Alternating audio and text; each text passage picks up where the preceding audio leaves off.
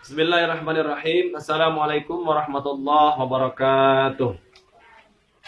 Alhamdulillahirabbil alamin wa bihi nasta'inu ala umuri dunya waddin wassalatu wassalamu ala sayidina Muhammadin wa ala alihi wa sahbihi ajma'in, amma ba'du. Hadirin yang dirahmati Allah, kesempatan kali ini insyaallah akan melanjutkan mengenai mengqashar salat, yaitu mengenai syarat sahnya mengqashar salat versi kitab Safinah. Bismillahirrahmanirrahim.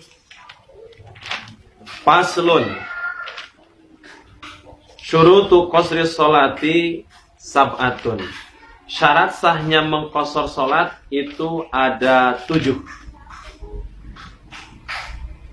Ayyakuna sapruhu marhalatain. Yang pertama, safarnya, perjalanannya ada 2 marhalah.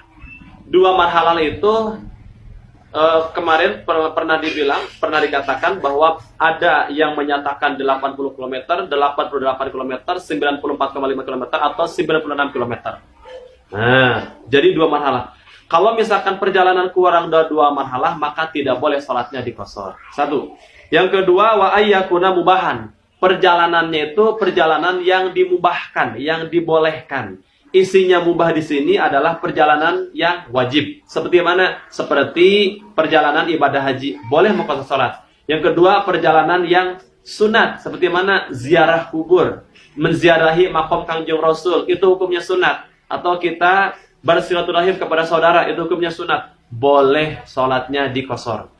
Yang ketiga adalah perjalanan yang makruh. Nah, isi dari mubah itu makruh. Seperti mana? Seperti perjalanan sendirian, ya, sendirian. Perjalanan ke Jakarta, dari Tasik ke Jakarta sendirian, itu hukumnya makruh. Tapi meskipun makruh, hukumnya boleh mengqashar salat. Nah, yang keempat mubah. Apa mubah? Ya berdagang. Berdagang hukumnya mubah. Ya, perjalanan untuk melakukan perdagangan itu hukumnya mubah. Boleh mengqashar salat ketika sudah memenuhi 2 marhalah atau 80 km. Yang tidak boleh apa? Yang tidak boleh adalah perjalanan yang maksiat, perjalanan yang haram. Seperti mana? Seperti anak yang kabur dari orang tuanya. Nah, itu haram, tidak boleh mengqashar salat. Istri yang kabur dari suaminya, tidak boleh mengqashar salat. Itu ya. Atau perjalanan maksiat mana? Perjalanan yang hanya membuat capek diri atau capek hewannya yang dikendarai. Nah, itu hukumnya haram. Dengan tanpa ada tujuan yang dibenarkan oleh syar'i. Seperti mana? Ya, perjalanan yang tanpa arah lah. Atau yang tidak dibenarkan oleh syar'i. Seperti mendaki gunung. Tujuannya apa? Tujuannya ingin disebut orang yang hebat, orang yang bisa mendaki gunung. Nah, itu perjalanan yang diharamkan. Tidak boleh mengqashar salat. Apa coba tujuan mendaki gunung? Kalau tidak hanya ingin disebut orang yang hebat. Nah, gitu ya. Maka itu dalam pandangan syar'i hukumnya haram. Tidak boleh diqashar salat. Kemudian termasuk perjalanan yang tidak diperbolehkan adalah rekreasi. Rekreasi dalam kitab Safinah, rekreasi itu tidak diperbolehkan.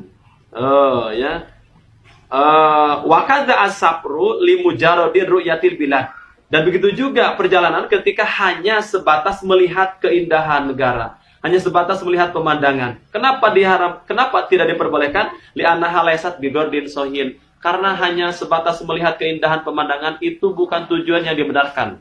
Maka tidak boleh mengqashar salat. Itu versi kitab Safinah, rekreasi tidak diperbolehkan mengqashar salat. Tapi dalam kitab lain, hanya pun rekreasi, hanya pun melihat keindahan negara itu diperbolehkan. Tapi kalau kita melihat keindahan pemandangan, dasarnya bertafakur, bertadabur, maka itu boleh, gitu ya, boleh. Tapi jaranglah orang yang berekreasi tujuannya tadabur, tujuannya tafakur. Rata-rata hanya sebatas hiburan. Bahkan kalau anak muda ujung-ujungnya ya pacaran, ya, maka itu tidak boleh. Betul apa betul? Gitu ya. Nah, itu. Kemudian yang selanjutnya, wal ilmu bijawazil qasruniyati, dan mengetahui tentang kebolehan hukum mengqashar salat. Jadi tidak bisa mengqashar salat bagi orang yang jahil terhadap kebolehan hukum mengqashar salat. Seperti hanya sebatas melihat orang melaksanakan sholat 2 rakaat duhur kok jadi 2 rakaat, nah, ikut-ikutan sholat 2 rakaat. Nah, itu tidak boleh tanpa niat qasar. Emang tidak tahu apa itu qasar. Nah, ikut-ikutan sholat 2 rakaat tanpa ada niat qasar, maka itu tidak boleh. Bahkan termasuk li ta'alubihi hehereyan, termasuk bermain-main dalam ibadah, tidak boleh. Kemudian yang selanjutnya waniyatul qasri ingdal ihram, dan niat mengqasar salat ketika takbiratul ihram. Allahu akbar. Usolli fardhu dzuhri rak'ataini maksuran lillahi ta'ala. Niat saya salat zuhur 2 rakaat dikosor karena Allah Ta'ala. Nah, niatnya itu ketika takbiratul ihram. Nah, usolli fardhu asri rak'ataini maksuran lillahi ta'ala. Niat saya salat asar 2 rakaat dikosor karena Allah. Usolli fardhu isya'i rak'ataini maksuran lillahi ta'ala. Niat saya salat isya dikosor 2 rakaat karena Allah Ta'ala. Nah, itu yang selanjutnya wa antakuna suatu rubaiyatan, dan sholatnya itu adalah sholat yang bangsa 4 rakaat. Sholat zuhur, sholat asar, dan sholat isya. Berarti tidak boleh mengqasar sholat maghrib menjadi 1,5 rakaat atau mengqasar sholat subuh menjadi 1 rakaat, tidak boleh. Itu ya. Kemudian wadawa musafari ila tamamiha, dan langgengnya perjalanan sampai sempurnanya itu sholat qasar. Jadi kita mengqasar sholat harus sedang dalam perjalanan. Tidak boleh kita mengqasar sholat sudah nyampe di daerah kita sendiri. Kita orang Tasik, kemudian nyabang ke Jakarta, pulang lagi ke Tasik, sudah nyampe di rumah kita sendiri di Tasik, kemudian mengqasar sholat, itu tidak boleh karena sudah tidak sedang dalam perjalanan lagi. Maka boleh mengqasar sholat itu yang pertama ketika kita sudah keluar batas kampung kita, sudah keluar dari batas desa kita. Misalkan saya orang Indihang, orang Sukarsana, sudah keluar batas Sukarsana, sudah ke Raja Polah, sudah ke Jamani, sudah ke Ciawi, boleh itu di qasar sholat di sana, melaksanakan qasar sholat. Nah, ataupun perjalanan pulang, ketika pulang, nah sebelum nyampe ke daerah Sukarsana, masih di daerah Ciawi, boleh qasar sholat. Tapi kalau sudah nyampe di daerah Sukarsana, sudah nyampe di daerah saya sendiri, sudah di rumah sendiri, itu tidak boleh di qasar sholat. Jadi harus harus dawamnya perjalanan. Kita mengqasar sholat harus sedang dalam perjalanan, bukan sudah sampai ke tempat kita sendiri, ke daerah kita sendiri. Kemudian yang terakhir wa alla yaqtadiya bimuthimin fi juz'in min sholati. Tidak boleh bermakmum kepada imam yang sholatnya disempurnakan, yang diitmamkan.